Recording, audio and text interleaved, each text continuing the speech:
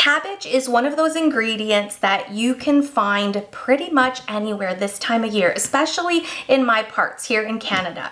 And the other thing that I like about cabbage, not only because I'm European and I grew up eating a lot of cabbage dishes, but it is very affordable. It is very cost effective. So I'm not sure if that resonates to everybody who is watching, but where I am, it is definitely one of the most cost effective vegetables that you can get right now. So I have been on a meatball kick lately, and I wanted to use up a whole bunch of cabbage to make a meatball soup.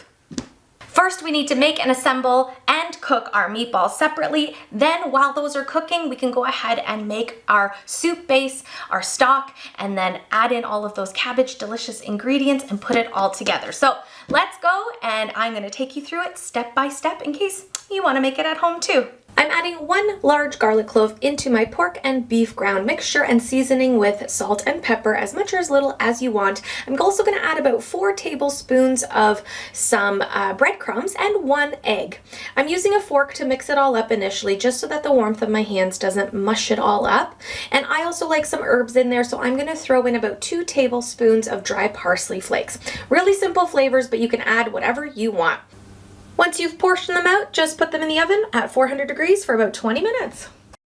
The one tip I will give you if you've never made or had meatball soup is not to make your meatballs too big when making them for the soup specifically, unless you want to serve your soup with a fork and knife as well as a spoon.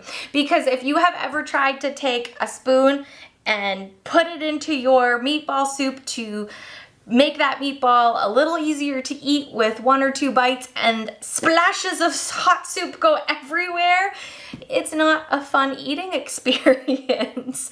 Not that I've ever done that before. So make your meatballs a little bit smaller so that they are easier to work with when you're actually eating the soup. Because yes, big meatballs might look great and they are aesthetically pleasing in your bowl, but not as fun to eat. I'm melting 2 tablespoons of butter and adding in half an onion sliced thinly until they are cooked out and translucent. Then I'm going to add in my cabbage. I'm using Napa, bok choy, and regular green cabbage, but you can just use regular green cabbage. When I add my 4 cups of beef stock, you'll notice I'm not adding extra seasoning. That's because it's homemade stock and it already has lots of flavor. Get those meatballs out of the oven, because once your cabbage is cooked down, you can throw those meatballs right in. Make sure you taste and see if it needs any more seasoning, but that is all. To me, this soup is just really like heartwarming and delicious, but you get that nice chew and kind of protein fill from the meatballs. Super easy, inexpensive, and I hope that it is in your future to try. Thank you so much for visiting me on The Silly Kitchen. Till next time.